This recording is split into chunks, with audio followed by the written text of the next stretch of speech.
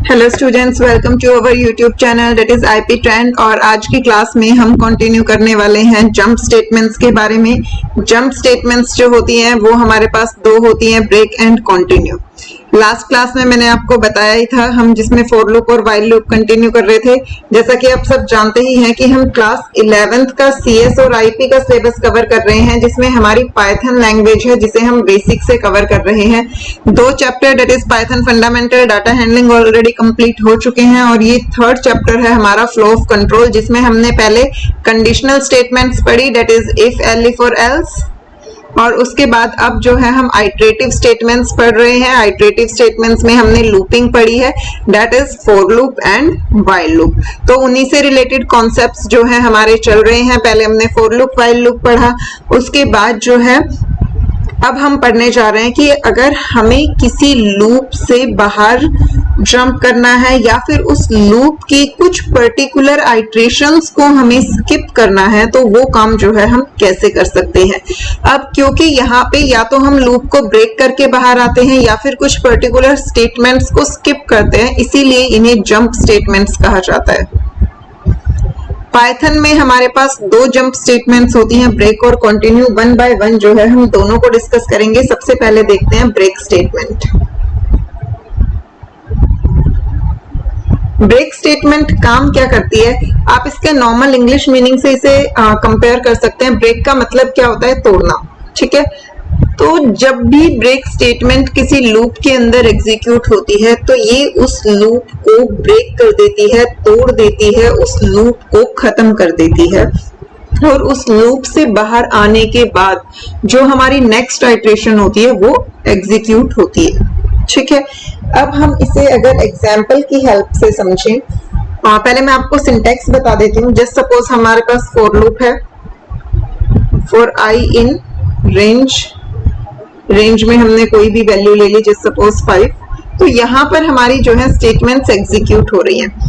अब यहाँ पर अगर हमें कहीं भी ब्रेक जो है वो एनकाउंटर होता है, यूजुअली आप देखेंगे कि ब्रेक स्टेटमेंट कभी भी आपको यूं ही नहीं मिल जाएगी कि आपका कोई भी पर्टिकुलर कोड एग्जीक्यूट हो रहा है और उसमें आपको ब्रेक स्टेटमेंट मिल गई। जनरली जब हम कोई काम कर रहे होते हैं तो हमें किसी पर्टिकुलर कंडीशन पे ही लूप को ब्रेक करना होता है।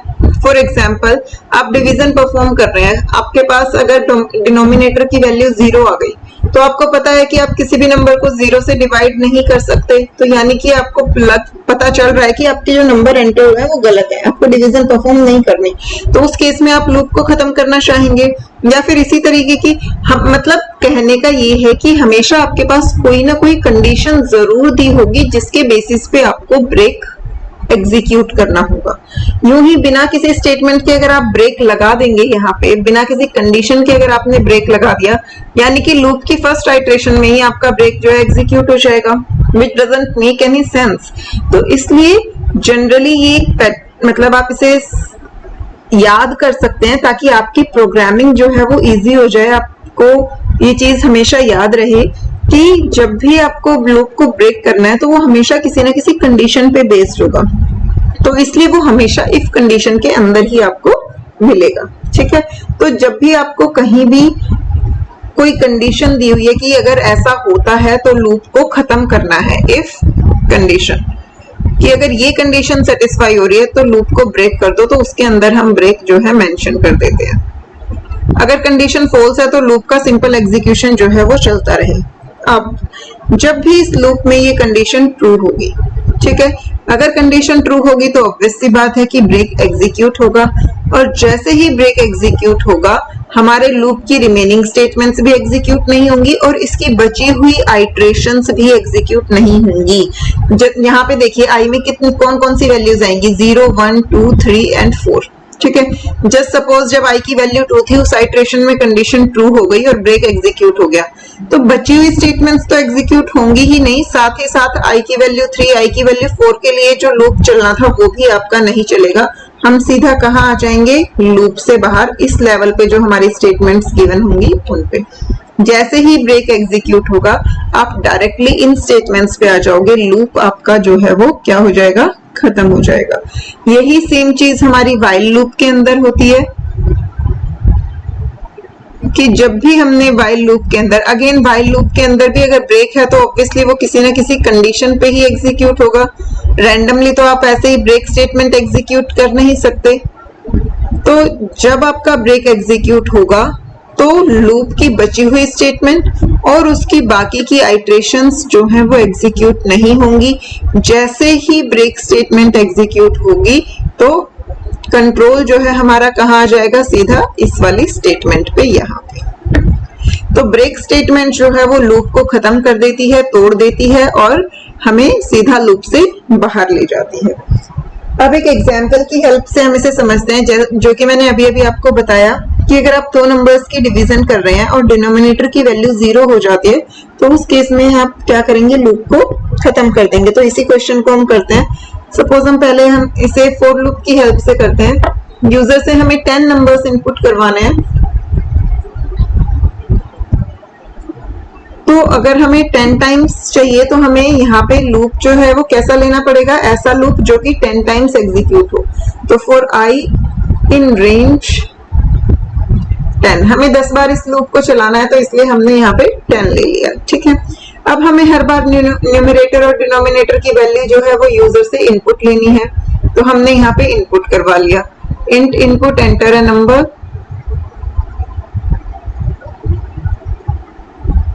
ऐसे ही हम सेकंड नंबर इनपुट करवा लेंगे, इंट इनपुट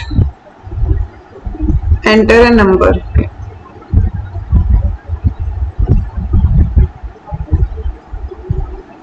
अब जब हमने दोनों नंबर्स इनपुट करवा लिए तो हमें क्या करना है, डिवीजन परफॉर्म करनी है। लेकिन अगर आपने किसी नंबर को 0 से डिवाइड कर दिया तो आपके लिए प्रॉब्लम हो जाएगी। इसलिए पहले ही हम चेक कर लेंगे कि क्या हमारा डिनोमिनेटर जो है वो 0 तो नहीं है। इफ d इक्वल 0, अगर d की वैल्यू जो है वो 0 है तो हमें डिवीजन परफॉर्म नहीं करनी, हमें क्या करना है, लूप को ब्रेक कर देना। ठीक है, या फिर आप यहाँ पे एक प्रिंट स्टेटमेंट भी दे सकते हो ब्रेक करने से पहले, ताकि यूजर को जो है समझ आए। यहाँ पे आप प्रिंट स्टेटमेंट दे दोगे, डिनोमिनेटर कांट बी 0।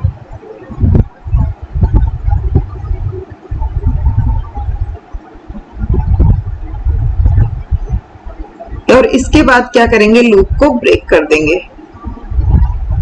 अब अगर ये कंडीशन फॉल्स है, डिनोमिनेटर की वैल्यू 0 नहीं है, तो हमें क्या करना है, सिंपल एग्जीक्यूशन करना है। आप चाहे तो उस पार्ट को आप एल्स में लिख सकते हैं, अदरवाइज आप डायरेक्टली भी ये काम कर सकते हैं। एल्स की हमें कोई जरूरत नहीं है कि अगर कंडीशन फॉल्स होगी तो ब्रेक हो ही जाए, सॉरी कंडीशन ट्रू है तो ब्रेक हो जाएगा, कंडीशन फॉल्स है तो इससे बाहर आके वो काम एग्जीक्यूट करेगा ही। लेकिन आप चाहते हैं कि कोई कंफ्यूजन ना हो तो आप एल्स में भी इस पार्ट को लिख सकते हैं। इधर एल्स में लिखो, बिना एल्स के लिखो, फर्क कुछ भी नहीं पड़ेगा।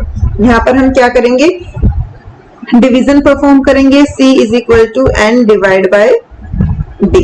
आप चाहो तो नॉर्मल डिवीजन कर सकते हो, चाहो तो फ्लोर डिवीजन। क्वेश्चन में ऐसा कुछ गिवन नहीं है तो इसलिए आपकी अपनी चॉइस है। और इसके बाद हम क्या करवा देंगे, रिजल्ट प्रिंट करवा देंगे, प्रिंट क्वेश्चन इज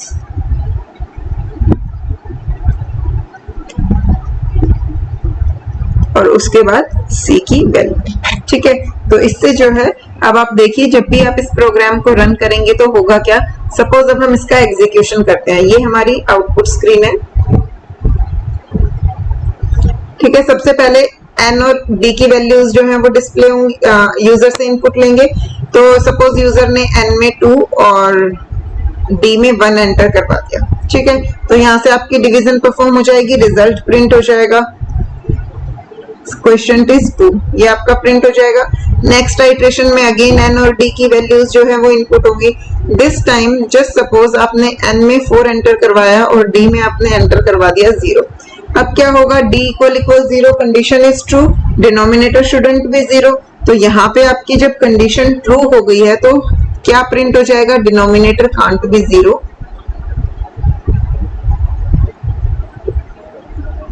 यहाँ पे ये मैसेज यूजर को डिस्प्ले हो जाएगा और उसके बाद आपका प्रोग्राम जो है वो ब्रेक हो जाएगा। इसके बाद की आइट्रेशंस एग्जीक्यूट नहीं होंगी। यानी कि अभी तो जैसे हमने लूप तो कितनी बार चलने के लिए लगाया था, 10 बार की हमारा लूप जो है वो 10 टाइम आइट्रेट करे, लेकिन हमारी सेकंड आइट्रेशन में ही डिनोमिनेटर की वैल्यू 0 हो गई, कंडीशन ट्रू हो गई, तो हमारा लूप जो है वो सेकंड आइट्रेशन में ही ब्रेक हो गया। ठीक है, तो इस तरीके से हम ब्रेक स्टेटमेंट की हेल्प से लूप को ब्रेक कर सकते हैं। अब इसके बाद एक और सिचुएशन आती है। सपोज इसी प्रोग्राम को देखिए, यहाँ पर तो हमें पहले से पता था कि हमें 10 टाइम्स लूप चलाना है, बट ऐसा कभी होता है कि हमें ये पता हो कि हमें यूजर से 10 टाइम्स जो है नंबर लेने हैं और फिर हमें डिवीजन परफॉर्म करवाने हैं। जैसे सपोज आपने कैलकुलेटर ही बनाया है जिसमें आप डिवीजन परफॉर्म कर रहे हो सर, ठीक है, तो वहां पे तो यूजर जितनी बार नंबर डालेगा उतनी बार आपको रिजल्ट से कैलकुलेट करके देना है। तो सपोज आपके पास क्वेश्चन ये है कि यूजर से नंबर्स इनपुट लीजिए और डिवाइड करके उसे रिजल्ट शो कीजिए until and unless user entered 0 as a denominator, यानी कि जब तक यूजर डिनोमिनेटर की वैल्यू 0 नहीं डालता तब तक आपको आइटरेट करते रहना है। इस तरीके के लूप्स को हम इनफाइनाइट लूप भी बोलते हैं, जिसमें हमें नहीं पता होता कि वो लूप एग्जैक्टली कितनी बार चलने वाला है, ठीक है। तो जो इनफाइनाइट लूप होते हैं उन लूप्स को हमें ब्रेक करना जरूरी होता है, यानी कि अगर हमारे पास कोई इनफाइनाइट लूप है तो उस लूप में ब्रेक स्टेटमेंट का होना जरूरी है। अब क्या फॉर लूप कभी इनफाइनाइट लूप हो सकता है? नहीं हो सकता, क्योंकि फॉर लूप हमारा काउंटिंग लूप है। फॉर लूप में हम बिगिनिंग में ही काउंटिंग प्रोवाइड करते हैं, तो हमें पहले से पता होता है कि फॉर लूप जो है वो कितने पर्टिकुलर नंबर ऑफ टाइम्स जो है आइटरेट करेगा। लेकिन व्हाइल लूप के केस में ऐसा हो सकता है। इवन व्हाइल लूप में अगर हम कंडीशन की जगह डायरेक्टली यहाँ पर ट्रू मेंशन कर देते हैं, व्हाइल ट्रू, तो यहाँ पर ये जो हमारा प्रोग्राम है इसमें जो ये व्हाइल लूप है ये तो इनफाइनाइट लूप हो गया, क्योंकि हमने यहाँ ट्रू लिखा है तो कंडीशन हमेशा ट्रू है, तो ये लूप जो है वो चलता जाएगा। तो इस तरीके के जो लूप्स होते हैं, इन लूप्स में ब्रेक स्टेटमेंट्स का होना जो है वो नेसेसिटी बन जाती है, ताकि किसी सिचुएशन में तो जाके लूप खत्म हो, ठीक है। तो इस बार हमारे पास वैसा ही क्वेश्चन है कि हमें यूजर से नंबर इनपुट करवाते जाने हैं और उनसे डिवाइड करके रिजल्ट शो करते रहना है जब तक कि यूजर नंबर 0 नहीं डाल देता, यानी कि जब वो डिनोमिनेटर में 0 डालेगा तभी हमारा लूप खत्म होगा, अदरवाइज जो उसने नंबर डाल दिया हम डिवाइड करके उसे रिजल्ट शो कर देंगे। तो इस प्रोग्राम को हम कैसे लिखेंगे? व्हाइल ट्रू, क्योंकि हमारे पास कोई यहाँ पे लूप चलाने की कोई कंडीशन नहीं है कि लूप जो है वो कितनी बार चलना चाहिए। लूप इनफाइनाइट टाइम्स चलेगा, तो हमने यहाँ कोई कंडीशन नहीं दी, हमने सिंपली मेंशन कर दिया व्हाइल ट्रू। अब इसके बाद हमें करना क्या है? यूजर से 2 नंबर्स इनपुट करवाने हैं, न्यूमरेटर और डिनोमिनेटर। तो यूजर से नंबर इनपुट ले लेंगे, int input enter a number,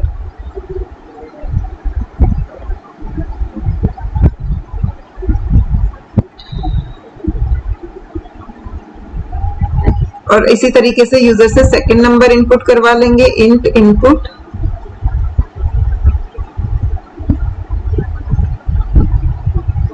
enter a number, ठीक है। अब हमने यूजर से 2 नंबर इनपुट करवा लिए, अब हमें डिवीजन करके उसे रिजल्ट शो करना है, बट उससे पहले हम क्या करेंगे? डिनोमिनेटर की वैल्यू को चेक करेंगे। If D equal equal 0 print 0 denominator,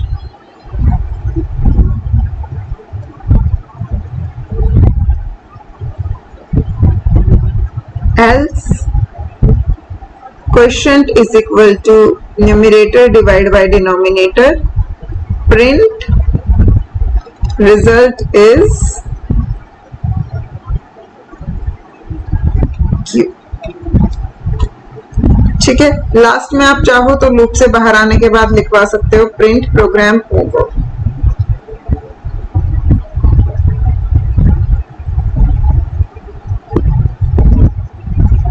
अब यहाँ पर देखिए कि ये इनफाइनाइट लूप है, यहाँ पे लूप के लिए कोई कंडीशन नहीं है कि लूप जो है वो कितनी बार चलेगा, तो लूप इनफाइनाइट टाइम चलता जाएगा, न्यूमरेटर एंटर होता जाएगा, डिनोमिनेटर एंटर होगा, दोनों के डिवीजन होके रिजल्ट परफॉर्म हो जाएगा। लेकिन अगर यूजर ने डिनोमिनेटर की वैल्यू 0 डाल दी, उस केस में क्या होगा?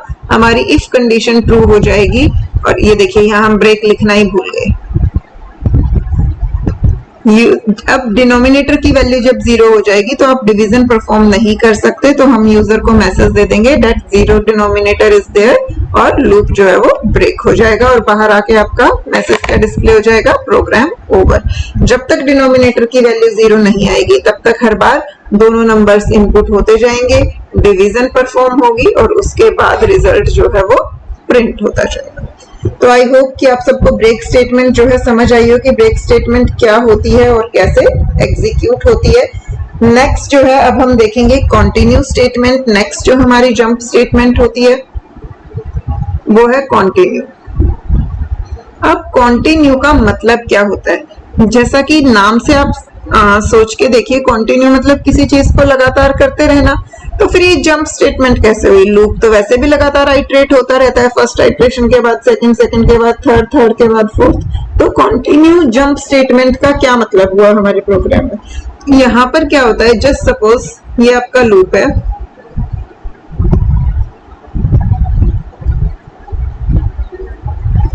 ठीक है। यहाँ पर हमने कोई भी हमारी जो स्टेटमेंट्स हैं वो एग्जीक्यूट हो रही हैं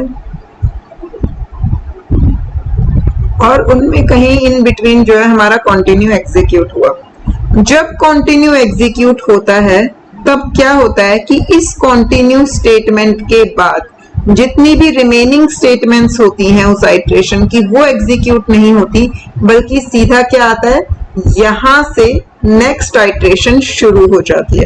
तो यहाँ पे क्या होता है कि लूप टूटता नहीं है कि लूप टूट गया और लूप से बाहर आ गए, नहीं। कंटिन्यू का मतलब है कि उस टाइम पे उस आइटरेशन में लूप की जो रिमेनिंग स्टेटमेंट्स हैं वो एग्जीक्यूट नहीं होंगी, नेक्स्ट आइटरेशन जो है वो बिगिनिंग से शुरू हो जाएगी। अब ब्रेक स्टेटमेंट की तरह ही कंटिन्यू स्टेटमेंट भी कभी हम ऐसे ही डायरेक्टली प्रोग्राम के बीच में कंटिन्यू नहीं लिख देते, क्योंकि अगर ऐसा करेंगे तो कंटिन्यू आपका हर बार एग्जीक्यूट होगा और जब वो हर बार ही एग्जीक्यूट हो रहा है तो उसकी एग्जिस्टेंस का कोई मतलब नहीं है। यानी कि अगर हर बार ये कंटिन्यू एग्जीक्यूट हो रहा है और बाकी की लाइंस एग्जीक्यूट हो ही नहीं पा रही है तो फिर ये बाकी की लाइंस लिखने का कोई मतलब ही नहीं रहा। फिर तो आप इतने पार्ट को डायरेक्टली रिमूव भी कर दो अपने प्रोग्राम से, जरूरत ही क्या है उस पार्ट को लिखने की। तो इसीलिए दोनों ही जंप स्टेटमेंट, चाहे वो ब्रेक स्टेटमेंट हो चाहे वो कंटिन्यू स्टेटमेंट हो, हम हमेशा किसी कंडीशन पे बेस करके उन्हें अपने प्रोग्राम में लिखते हैं। फॉर लूप में भी जब यहाँ पे होगा तो आपका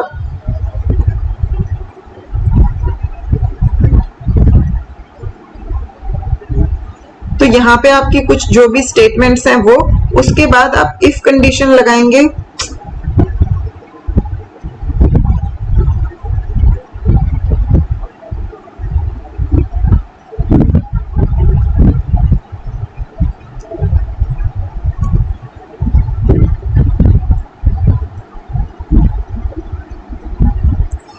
जस्ट सपोज ये आपका फॉर लूप है,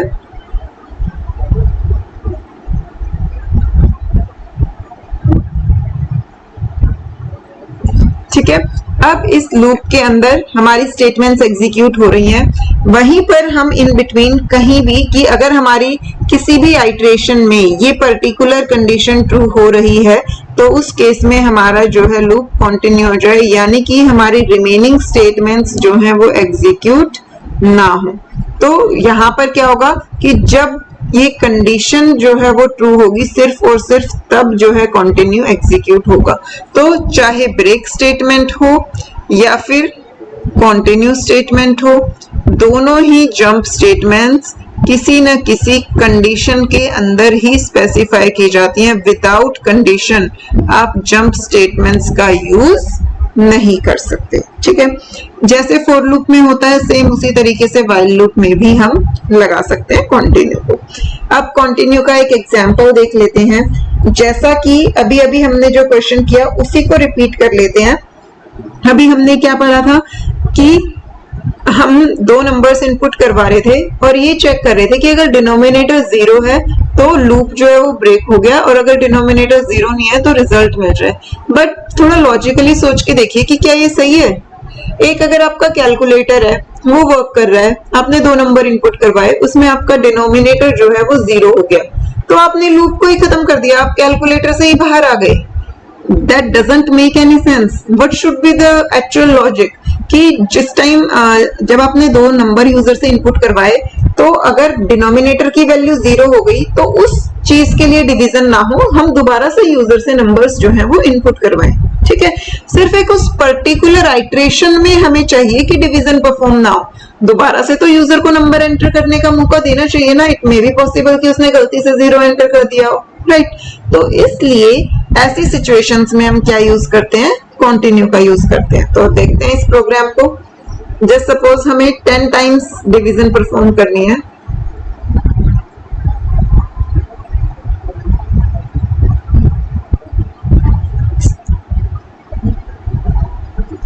ठीक है। यहाँ पे हम यूजर से 2 नंबर्स इनपुट करवाएंगे, int input enter numerator enter numerator and d is equal to int input enter denominator।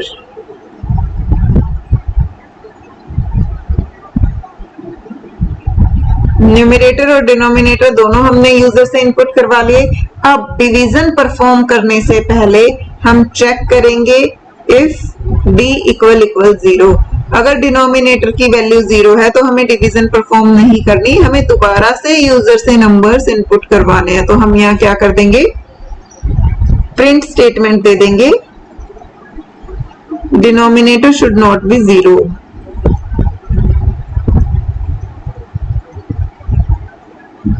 denominator shouldn't be 0, enter again।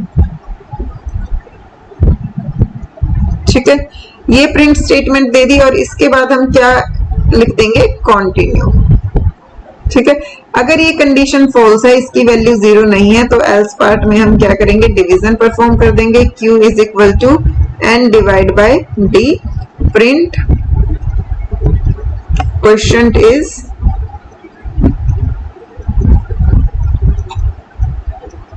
और यहाँ पे क्या डिस्प्ले हो जाएगा, Q डिस्प्ले हो जाएगा, राइट। तो यहाँ पर होता क्या है, जस्ट सपोज आपने फर्स्ट आइट्रेशन लिया, आपने n की वैल्यू दे दी 5, d की वैल्यू दे दी 2, कंडीशन फॉल्स है, एल्स पार्ट एग्जीक्यूट होगा, आपका क्वेश्चन जो है क्या आ जाएगा, 2 आ जाएगा। नेक्स्ट आइट्रेशन हुई, n की वैल्यू आपने 10 डाल दी, d की वैल्यू आपने 2 डाल दी, अगेन आपका आंसर क्या आ जाएगा, क्वेश्चन 5। अगेन नेक्स्ट आइट्रेशन हुई, n की वैल्यू आपने सपोज डाल दी 5 एंड d की वैल्यू इस बार आपने डाल दी 0। इस बार हमारी क्या हो गई, कंडीशन फॉल्स हो गई, सॉरी कंडीशन ट्रू हो गई, डिनोमिनेटर 0 आ गया।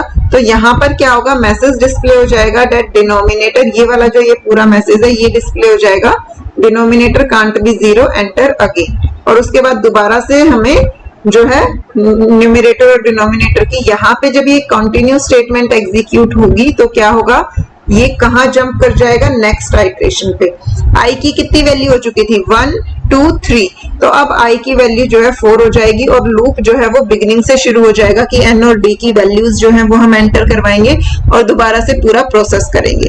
तो जैसे ब्रेक स्टेटमेंट लूप से बाहर ले आता था, कंटिन्यू स्टेटमेंट लूप की बिगनिंग पे ले जाता है नेक्स्ट आइट्रेशन परफॉर्म करवाने के लिए। क्योंकि अब जब डिनोमिनेटर 0 हो गया तो हमें डिवीजन तो करनी ही नहीं, हमें तो दोबारा से नंबर लेके फिर से एक्शन परफॉर्म करना है। तो इसलिए हमने किस स्टेटमेंट का यूज किया, कंटिन्यू स्टेटमेंट का। तो आई होप कि आपको ब्रेक और कंटिन्यू के बीच का डिफरेंस जो है वो समझ आया हो कि दोनों में क्या डिफरेंस है। दोनों जंप स्टेटमेंट है, लेकिन एक लूप के बाहर जंप कर जाती है और एक वापस से लूप की बिगिनिंग पे जंप कर जाती है, ये दोनों में फर्क होता है। ठीक है, एक लूप को तोड़ देती है और दूसरी जो है सिर्फ उसकी कुछ रिमेनिंग स्टेटमेंट्स को स्किप करवा के बाकी का लूप जो है वो कंटिन्यू करती है। एक एग्जांपल की हेल्प से दोनों को कंपेयर कर लेते हैं, ब्रेक और कंटिन्यू स्टेटमेंट को। सेम प्रोग्राम लिख रही हूँ, एक में कंटिन्यू का यूज करेंगे और एक में ब्रेक का यूज करेंगे। ये आपकी बुक सुमिता अरोड़ा का ही जो है एग्जांपल है, सेम वही कर रही हूँ, आपको इसका आउटपुट बताना है। For i in range 1,11 as it is, ये क्वेश्चन आपकी बुक में जो है दिया हुआ है। If i modulo 3 equal 0, break else print i।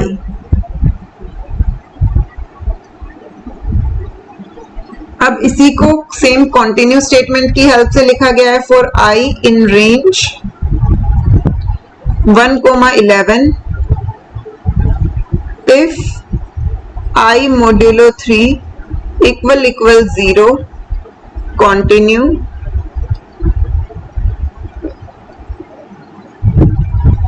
else print i।